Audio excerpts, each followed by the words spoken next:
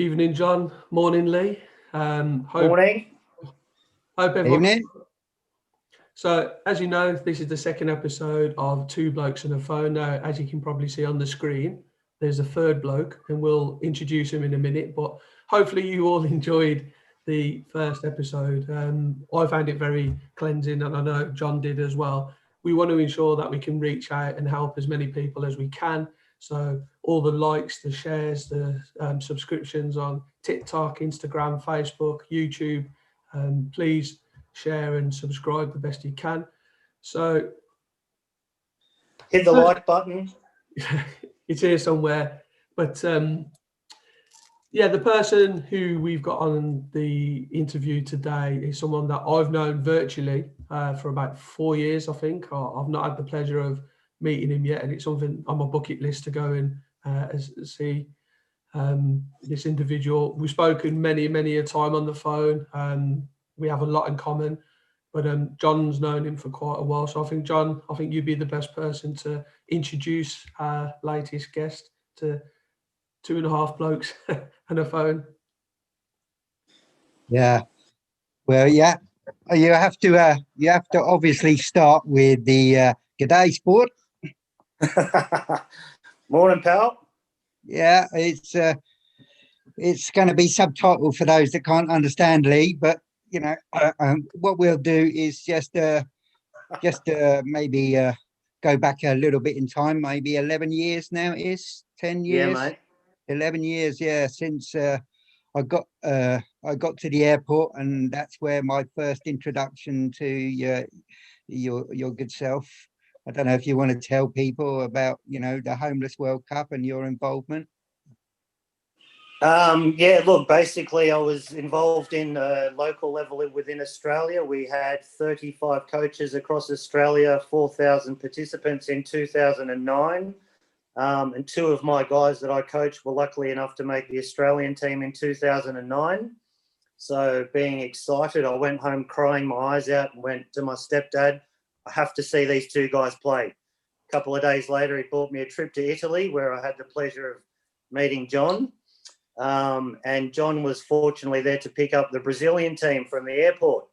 Me being psyched and getting off the plane, the first thing I said to John when I met him was, "Fuck off, Australia's going to win." Not a great introduction, but we've been like that ever since, and he's a good man. Yeah, despite that, I still carried on talking to you, and it turned out we were staying in the same youth hostel. Yep, it was great. That was a hell of an experience, mate, something that will stick with me forever. Yeah, it was an amazing time, and I think people that don't know about the Homeless World Cup can obviously go and look that up. Obviously, it didn't happen this year with everything that's would happen, but yeah, I've been fortunate enough to go plenty of times now and visit loads of different people. But I think it's one of the amazing things that sort of proves, with the internet and the world as it is, it's such a small place really, and been fortunate enough to be able to keep in contact and had many chats with you over the years and been involved in lots of my little side hustles and projects along the way and been really helpful. And I just think it's sort of proof of the pudding in a way that it doesn't really matter where you live. If you find that connection with someone, there's always a way to keep in touch. And I think that's been one of the most amazing things about those experiences. Stuart's been fortunate enough to go to two now, one in Oslo and one in and one in Glasgow, and they were amazing. And they're always so different. And yet, like I said, that was the first idea that gave me the impetus to start Streets Revolution, our project. Stuart's been involved in that. But it's been amazing to sort of know that you've got friends and buddies like yourself from all over the world. And it just sort of proves no excuse, as we keep saying. And I think that's what we're trying to advocate. There's no excuse to keep in touch with somebody. It might be just a message now and again. It might be 13 hours time difference, but there's always a way to keep in touch. And I think that's been the most amazing thing. And like I said, you meet people from different walks of life, and it makes you a better person. As we talked about last week in our chat, we've been fortunate enough to go to Africa. There's just no difference. People want to help, and you become a magnet to those sorts of people. Obviously, we're living in difficult times. I think it'd be really interesting because we don't know from any other person than sort of looking at the news and stuff. What's it been like for you, you know, last year, 2020, as it is now? Look, we've got out of it relatively easy. As you know, Australia, we're a big island. We've taken it very seriously over here. We've had less than 1,000 deaths across the country. Recently, where I live in Wollongong, Australia, it's about an hour south of Sydney. We've had a few cases pop up, and at the moment, masks are mandatory as of tomorrow, wherever we go. Hospitality, public transport. Some of the testing sites around Wollongong have had to pop up. We've kind of on a stay-at-home order. But I think it's a thing about perspective. The other day I was in the chemist picking up some medication, and the woman in front of me said, I haven't done anything for 4 or 5 days. I was fortunate enough to speak to my grandparents in Scotland the other day for the first time in about 10 years. They haven't left the house or had a visitor really in 10 months. Yeah. How do you not go insane? We've been really fortunate over here, honestly. Our contact tracing is very good. We've had the odd thing where there's been some selfish people on the news yesterday that left a plane, got straight into a taxi and left quarantine. Yeah, I think we're doing okay over here, but nothing like what's going on in Europe and America. And from my side of things, I've tapped into that a little bit too much in the last couple of months, what's going on in America especially. And that's troubled me. And I'm on the other side of the world. So we've really been quite fortunate here that we really have got off quite easily. Mm. Yeah, I find that really interesting, Lee, because like a little lesson that Master John or Yoda John with some of his metaphors, but controlling the controllables, you know, it's frustrating. Like when I go out and I see individuals not wearing masks or not sanitizing or not understanding what a meter is or 2 meters is, but yep. I can only do what I can do, and it's kind of that reassurance that as long as I'm doing what I'm meant to be doing, and but you know where the problem is, guys. Honestly, we said last night having a chat that it's not the virus, it's people. Yeah, we're an island. We're an island here. If everyone stayed at home for 14 days, this thing gets a real good knock on the head. Yeah. It's people that can't be trusted. And that's the bad thing, that one bad egg for Wollongong really shut my whole community down. Yeah. Hundreds and hundreds of testing overnight in the rain. It is summer over here, but it's rained for 2 weeks straight, and it's going to rain for another week. But it's people and the selfishness of people that, it's people that can't be trusted, unfortunately, I think. And I remember saying really early on that somebody said to me once that what you find out in a crisis, which is what we found ourselves in, especially in the beginning of lockdown, nobody was prepared, nobody saw it coming. You know, at one point it was just something distant in Wuhan, China, well, it's never going to come here. And then before you know it, it was creeping and one case, and big news, here's the one case. But somebody said, you know, it changes people's character, and I totally disagreed. Actually, and I've said this to Stuart before, that it brings out and highlights people's character. So if you're the sort of person that couldn't give a shit beforehand, it just exaggerates that. But if you're the sort of person that cares about the community, cares about others, it just exaggerates that. It made you go out and volunteer and join local groups that were supporting people, that were isolating and shielding. It just magnifies people's character and all your and that's life, really. No, spot on. I mean, and it's so sad that you see people protesting against a lockdown. I remember, like, another little anecdote, talking to a woman who was probably in her 70s, you know, at Sainsbury's, been out, you know, once in 2 weeks at Sainsbury's, queuing up, starting to see the impact on the shelves, etc. And when talking to her, and I basically sort of smiled at her, you know, sort of through my mask as best I could, and just said, "Oh, go on, treat yourself." She was at the baker stand, you know. I said, "Oh, go on, treat yourself." And she said, "Well, there's not much else, is there?" And I said, respectfully, you're old enough, I can tell, that you've lived through worse. We'll get through this. Yeah. And I think and it really noticeable, there's been a whole generation that had never heard the word no. No, you can't do this. No, you can't go out. No, you can't go and party and mingle and go down the pub. And it was such a shock to so many people, I think, and especially, sort of millennials of this world, that will go, what do you mean, no? Never heard the concept. Yeah. Did you guys have the great toilet paper fiasco? Oh yeah, we toilet paper, everything in the shops, and that was the big one though. Hand sanitizer and toilet paper, and yeah, people's like. I found that quite surprising. End of the world, it's getting apocalyptic. Of all the things to run out and buy, toilet paper. No, there's plenty of leaves on the tree. That's it, mate. There's a billion people in India doing it worse, and they don't have Kleenex, I can tell you.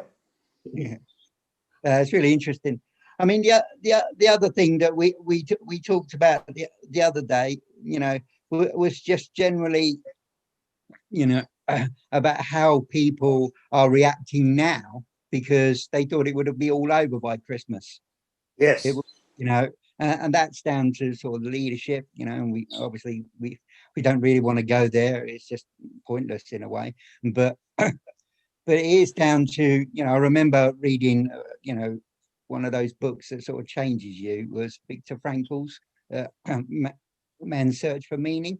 It's so interesting. Here's a guy, a psychologist that had spent 3 or 4 years, in Auschwitz, as an Austrian Jew. And he was talking about his observations. It must have been, in one so obviously horrific, but being a psychologist and observing other people to going, oh yeah, the war will be over by Christmas. But as soon as Christmas come, they were the ones that went downhill fast because they had that expectation and hope. And I just think even now, obviously the job that I do, working for the NHS and understanding that people need to get used to it. It's just a new world. Yeah. And that world now has COVID in it. Get used to it. Yeah. It's still resisting. And I think it's just generally, isn't it, about acceptance in life. If you don't accept what's actually happening, that's where the anger comes from. That's where fear comes from. And that's what's being magnified with all these anti-lockdown protest people, the Karens and Darrens of this world, don't want to wear a mask in a shop. Well, don't go out. As a check-in, John, sorry, look, Stu, we heard on the news this morning that the vaccine may be available here in about 3 months. And I'd said that, well, you got yours. What do you do to show that you've actually had it done? Well, I mean, we don't have to do anything, I suppose, other than they're working as fast as they can to sort of work on some sort of priority. I know how fortunate I am and blessed that I work for the NHS. Therefore, I've been put in that situation where I can get it quite quickly. They changed. Sure, but sorry, look, what I mean is that, so if you were to jump on a plane and come to Australia tomorrow, do you just tell them you've had the vaccine, or have you got something that you can show, or? Yeah, I mean, like every time you have any sort of vaccine, whether it's a flu jab or whatever, you get a card saying you've had it. Sure. But more than that, it's just a normal sort of procedure. But it doesn't also mean that you're exempt. It doesn't mean that I'm exempt from catching COVID. Sure. The hope is now that my body is going to build up those immune systems to it and antibodies or whatever, and therefore I'll be less likely. But you're still not guaranteed that. So. And what about you, Stuart? You're in public health and work with a lot of people. Have you? Yeah, nothing's been mentioned to me about having it. From my point of view, like when I'm working, I have to follow the protocols. I mean, I do a lot of community work of an evening, and potentially Friday I'll be working with inner city children. But I haven't even been informed, Lee, of like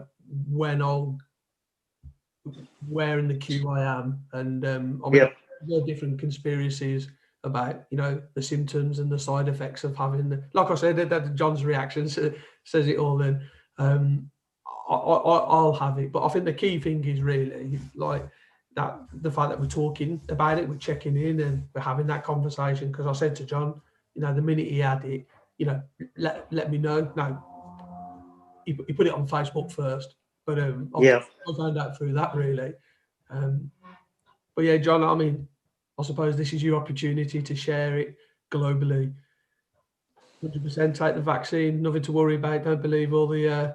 Yeah, I mean, like I said, you can live your life in fear, can't you? You can go, oh, you know, I really don't want to live my life in fear. I don't want to live my life worrying about conspiracies. You know, the Earth is flat, etc., etc. You know, the government. You mean it's round? Yeah, I know. Breaking news. I mean, it's just a case of, you know, if the government wanted to track me, well, good luck. I don't really go out. You know, if the government wanted to track you, exactly, they're already doing it. That's what it is. You know, you're being watched all of the time, everywhere. Get used to it. Move on. You know what I mean? Yep. It is just that.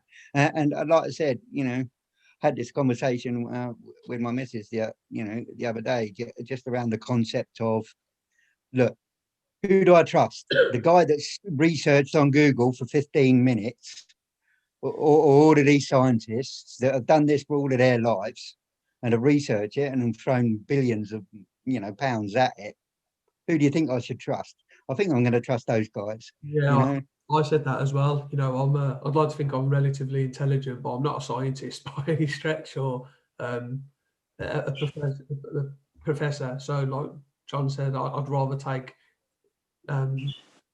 medical advice and people. Yes, err on the side of science. One of the things I seen that was great recently, I guess just before Christmas, there was a lot of steam building up against Bill Gates, that he was trying to, with some microchippers, a vaccine that Bill Gates was doing something. And I'm going to get the quote wrong, but it was something like, so this is about a guy who's given away more money in the history of humanity than anyone.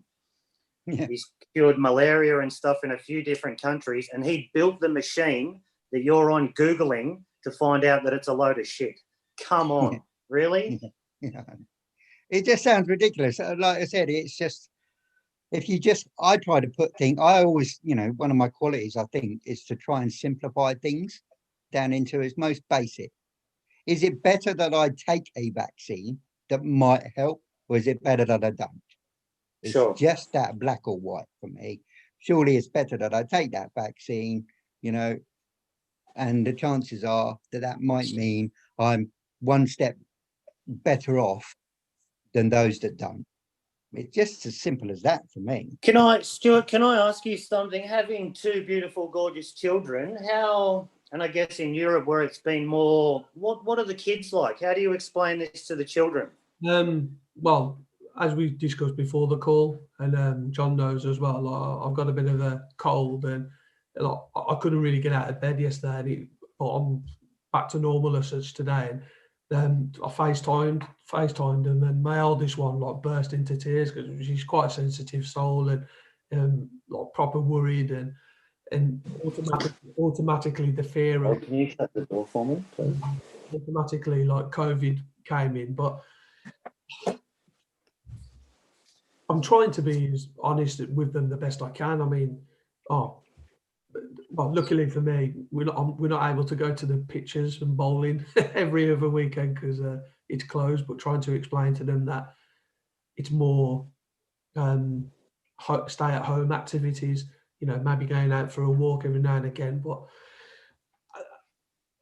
it's difficult, really. It's hard for me to answer. I mean, at the moment, they should be going back to school on Tuesday.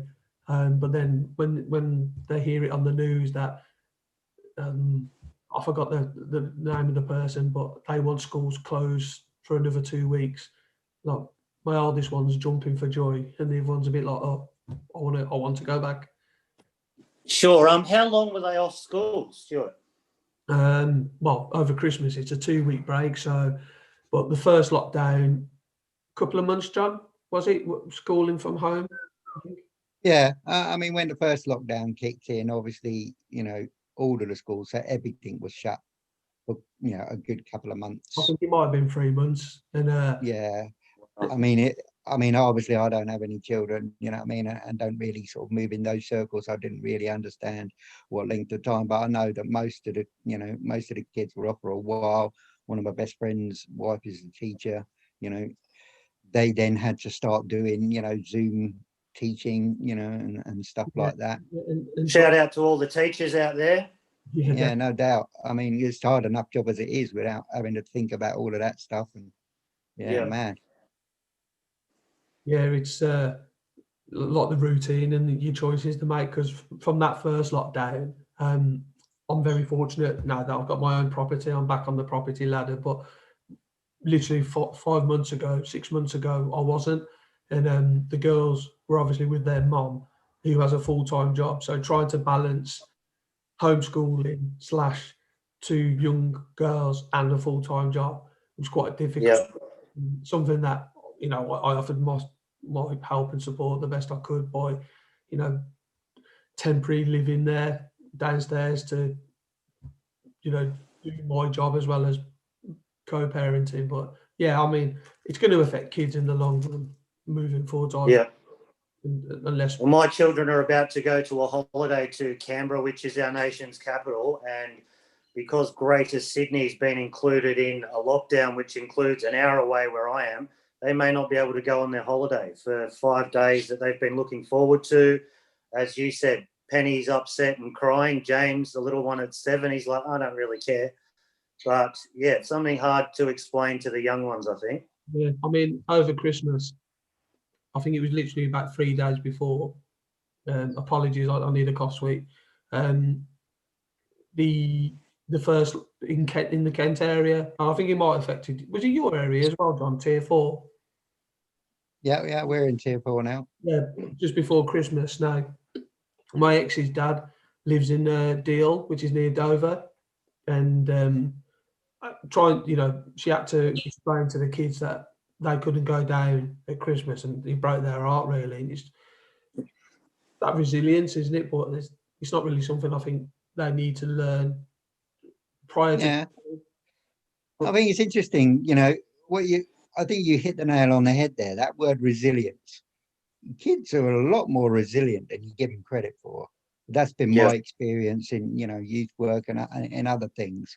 Not only that, but I just think it makes for a better person when they're grown up. If they've had it too easy, hadn't had to suffer, been spoon-fed, etc. You really see the difference between those sorts of kids. And then when challenges come along later in life, they're more mentally resilient and prepared. And I think you can see, obviously, without going too deep and dark, but I worked, for a long period of time, like over a decade, with children in care. And you see the difference between that stability and the layers of trauma and trauma and trauma compared to, I've dealt with that, had a good support network around me, learned how to deal with that. You, Stuart, will be there for them, help them understand it's okay. Everyone's going through this. You're not alone. And then you move along, and kids are so much more resilient. I mean, I know in the past, Lee, we've talked about, how resilient your kids have had to be dealing with upheavals and changes in their life. Yeah. Yeah, no, they're 2 little grounded individuals, those 2. I'm very lucky. I'm very proud that they're soft, they're gentle, and they are resilient. The mother's done a wonderful job raising them, and anything I can do to support her. I checked in with her this morning and said, look, here's a message about they're locking down that area. You may not be able to go. I think they're okay because they haven't been in a hotspot area. So fingers crossed that they get away for their holiday tomorrow. Not that the weather's any bloody good. We've got your weather. Yeah, it serves you right, really. Right. Well, it's an added thing that really, like with family, and I was born in England, but don't tell anyone. My mum still hates that I was born on the wrong side of the wall. Like just looking at the weather, like my grandparents that are in Scotland, in Irvine, every fucking day it rains. Every day. Like we've got the pleasure here to be able to 3 minutes away and we're down at the beach. Like Bondi Beach is known as Australia's most wonderful beach. Guess what? It's not. We've got miles and miles. I think there's over 10,000 beaches in Australia. Half of them are empty and there's no one on them. I'm just going to book my flights now. You Yeah, won't get right. on, Stuart. Well, I'll wait in the queue. I don't care. Yeah, I mean, talking about that, I mean, sort of changing tact a little bit. I'm just curious because obviously, you know, the whole point of this is checking in, you know, and what we're trying to advocate really is there's a need for that, especially in these times, as we've just been sort of talking about that. And Lee, I just want to talk about, you know, the elephant in the room sometimes, you know, which is I know that you've really struggled with your own mental health. And I know that, you know, Stuart has struggled with his own addictions. And I know that there's been times, and I'm blessed and thankful, but I also know that there's been times what I don't even know if it's a clinical term or not, but sort of Yep. suffered from what I would call sort of situational depression, where there's Yep. been moments when I haven't been able to release that valve and can see sort of no hope, no end to that. But I know that dark cloud, you know, or the black dog, as the video, you know, is, you know, has been something that has blighted your life, Lee. I don't know if you want to sort of talk about that a bit and your experiences in Australia that might be different to people's experiences of how that's dealt with, you know, in England. Um, Look, I think it's much the same. I have had a battle with depression off and on over the last 10 years or so. It kind of started with a partner's girlfriend. Her dad kind of drunk himself to death while I was studying a professional counselling diploma, seeing how family reacted, medical support staff, how the system actually operated, having a relationship breakdown and don't have the access I have to my children at times. I had a horrific near-death motorcycle accident a year and a half ago. I spent most of last year not really being able to move too well, as I was saying to Stuart earlier before this we chatted. And I know that's something for me that, as you two know, I got into photography to support my mental health. Being able to get back into the ocean this year, taking photos in the water, I realised that my black dog can't swim. Yeah. I was in the water. I was giggling like an idiot, rolling around in a shore break, taking photos, getting slammed, getting sand in places I didn't even know I had places. And I'd had a quick moment of, wow, I'm not thinking about anything other than where I am. And I even realised I can't hear my black dog. When it's sitting watching me on the sand, I can't hear it.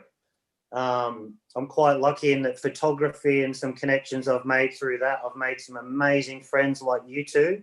As you said, making that bond, yes, it's virtual, it's internet, but I believe I've got maybe 100 people that if I said all over the world, look, I'm coming to Brazil, Brisbane, Costa Rica, England, America, wouldn't go anyway. But yeah, that they would go, Lee, you're staying with me. So I guess I've considered myself, I say I'm the world's most outgoing loner. And at that times, I'm either life of the party or I'm a Buddhist monk on a vow of silence. So I think it's that healthy balance of reaching out to friends online, the different communities I have. I guess, and without that global support, I've got less than a handful of friends that I see on a regular basis in person. But most of my strong connections are online with people like yourselves. Yeah, I mean, I'm curious as to like the point of when you're in that moment. That's probably when you need to be reaching out and talking the most. And yet, it's the time that I know that you withdraw into your cave and go, "Nah, don't want to talk." Yeah. How do you get Um, past that, Lee? uh, Look, it's a healthy balance. I guess in the last 6 months or so, too, I've had people where I'm amazed that some people don't understand mental health. Yeah, It's that get over it. What's wrong? You shouldn't have anything to worry about. I've had people that are very much, someone even recently sent me a photo. I'm on my way to your place. I thought, God, no, I don't want you to come and drag me out of my house. That's not what I need. Um, I've had lots of people, I think listening is that true thing. Don't solve my problem. Don't try and fix it for me. Don't reinvent the world. Just listen. If you're someone that I trust and gravitate towards, I feel that from you. And in that moment, that's what helps. And I think, again, it's communication skills. When people are thinking about what they're going to say next to you or want to solve your problem, that's not what I need in that time. As you said, I do go into my cave a little bit. But I think also, too, being that outgoing extrovert at times, I need to do that to recharge. Yeah. I mean, yeah, we touched upon that sort of. I mean, I said to you that I do that with Stuart sometimes, sort of full disclaimer when I'm calling him. I say, yeah, just be prepared. I'm just about to go on a rant. And really, all you really need is you need to vent. And I suppose, hopefully, out of all of this, we can encourage people. If you're feeling like that, there's got to be Yeah. somebody that you can just reach out, pick up the phone, and just say that. Just say, you know, and if you're the person that's being reached out to, if you're the recipient of that, best thing you can do is just stop and listen and just let people talk. And you know, there is no answer. That's the thing that I've obviously concluded. You know, apart from my own situation, obviously my wife's battling with depression and other things as well. And you know, sometimes there's just no answer, and it's not about the answer. It's just about knowing that somebody else is prepared to listen. And I think that's all that any of us can do. I think too, John, like when you've touched base with me a few times, and as you said, Stu and I have a lot of things in common. We've both got two gorgeous children. We would both like to see them a little bit more. And in those moments when I can't see straight or think straight, sometimes you've set a reminder in that, mate, you're not the only one going through this. I said to Stuart before the call that every time I see a picture of his beautiful children, it is again a little thing of, you know what, I'm not alone. I've been very fortunate that where I live within the local community, a bunch of guys got together and formed a group called Barstool Brothers. So it's run out of sort of a little really cool burger joint that's here. A couple of men got together in the community and went, how do we connect a little bit more? 2 mornings a week, they do a walk, sort of a couple of kilometre walk along the beach line we're fortunate enough to have here. And I know I haven't gone for every walk so far that they've done, but just being connected to that group, people have gone through there's been some horror stories. I've had 2 friends die last year, one to do with mental health, and it's a conversation starter. And I think it's that reminder sometimes. It drags you out of your hole. Sometimes you need something to pull you out and go, life's not that bad, mate. As you were touching on earlier, it could be worse. Could be worse. Yeah. I mean, I'm mindful of the time, so we haven't got much time left, but those lived experiences are really key, Lee. Like you said, you know, I mean, I do hope one day, you know, that we actually face-to-face meet and, you know, you're welcome here. And I'm definitely going to Australia one day. So I've got to tick it off. But having those lived experiences and those conversations and, you know, the fact that we can check in and have chats, it makes a big difference. And it's like you said, it cheered me up. And I know, like with John, when we've been to Oslo, and I won't go into the detail of the story now because of the time, but I can just recall that conversation and thinking like how it's helped me then, but it's helped me now. So we've got about 3 minutes left of the call, really. So, well, there's some gems that have come from this, really, and I think listening and communication is really key, and how we do that in these times are.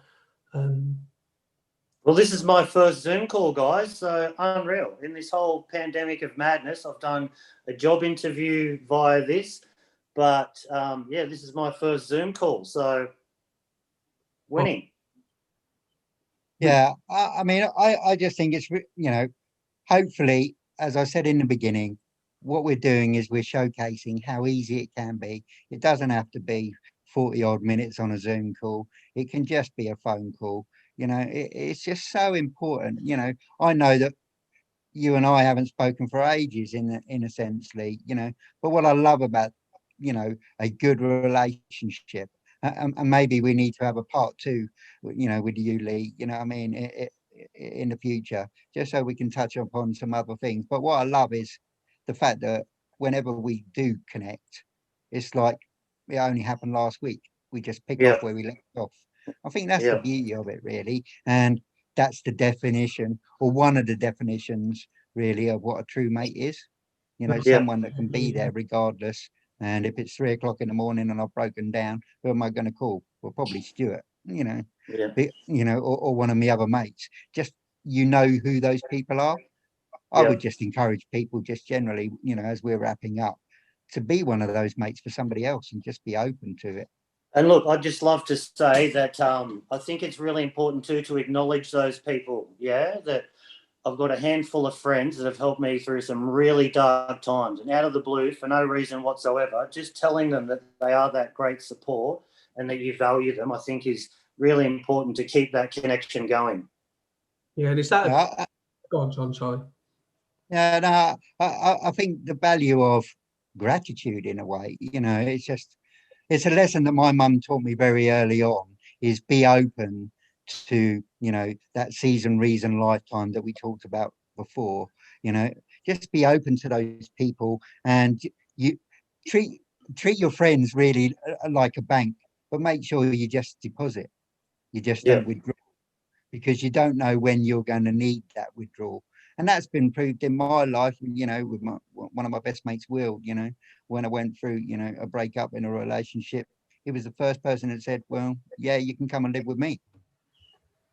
So, I remember, everything that we've sort of touched upon there, those are the life lessons that my mum sort of gave to me really early on. And I didn't really understand about that sort of reward that you'd get from investing in other people in that sense, and it only came back to me. She reminded me sort of different stages, and she said, she remembered, so I remember I was 11 years old and she said to me, you know what it's about, don't you, John? I went, what are you on about? Sunday evening, and she went, life. Well, how do I know about life? I'm only 11, and basically she said, well, I'll tell you what it's not about. So that was the first lesson that I learned, was something so big, how do you then narrow that down, where you discount what it isn't? So she got rid of, well, it's not about money. Can't be about money, because sometimes we're really skint. But when we're, and it can't be about houses, because when I was 12, literally I'd already lived in about 12 different rented places. We've moved about a lot. It can't be about academics, because your dad hasn't got, didn't go to school, went out in the army, etc. It can't be about those sorts of things. It can't be about material things. And I was like, okay, so what is she going on? And she goes, it's about people. I went, okay. She said, if you invest your time, so when we were skint, because we are the sort of people that were kind, compassionate and caring, we'd look after our neighbours when we were flush, and in return they'd come back. So if we wanted to borrow a cup of sugar, you'd knock on the door and go, can I borrow a cup of sugar? No problem at all, because we've been those sorts of people for them. If we needed somewhere to live, we'd always paid our rent on time. The landlord was great. You need somewhere else to move? Not a problem. Come with us. If you need a job, who's going to put in a good word for you? Your employer, because Your mate. Yeah. And the people around you would say, this is a good person. And and I always say, if you put me on a desert island with 99 people, the chances are that I'm going to come out with a lot more friends as a result, rather than just thinking about myself. I'm going to come out hopefully with 99 new friends. That's the attitude that I've always sort of got, and it sort of ties into what we were talking about, which is really, be that sort of person without the want or need for a reward. And trust me, it comes back when you need it, which is when I did. Mm-hmm. They stood up. And I think that's what we really want to sort of encourage people to do, is stand up, be counted, give thanks and gratitude to those people around. Stuart, I mentioned this to you last time. You're one of the only people, that I know on a regular basis that checks in with me. You know what I mean? So, I've given you kudos, off the phone. I'm going to give you kudos on a video for being that person that, regardless of whether I calling you, you were checking in on me. And, and that's all it really takes. And look, I appreciate Stu checking in on John, because I know that he's that friend to you, John, and I'm too far away at times. So I do love that you two have each other to bounce off. That's great. Yeah, and I'm lucky. I count, maybe 4 or 5 people in the world, and you and Lee, are on that list. My mate Lars, my mate Will. You don't need a lot. You just need good ones. Yeah. that's the reality. You don't need mates that are only there calling you, can I have a favour. Like I said to you, you know, didn't check in, didn't call you the other day when I needed some help, because I thought, well, that's a bit cheeky. You don't call people and just ask a question for help. That's not what you do. You know, you do it because you genuinely want to know how they are. You don't just call in with a favour. We've all got those mates. Only ever call us when they need a favour. Yeah, no, This is a great way to wrap up, guys. I think something for us all to go away and do from this is maybe reach out to one or two of those people today and just tell them that you appreciate having them in your world. no, strong message, very strong message. But Lee, I We'll can't definitely have to do this again sometime, guys. It's no, been great chatting to you, Lee. Keep safe. Give my love to your kids. yeah, likewise. Will do. Thanks for inviting me along, guys. It's been a great chat, and hopefully we can do it again. And I was the first international guest. No problem. But yeah, so that's the second episode of Two Blokes on a Phone with a very special guest, Lee. Thanks again for your time. Please follow, share, like, subscribe, and watch your space for the next episode. Enjoy the rest of 2021. Magic. Love you guys. Check in soon. Take care, guys. Bye.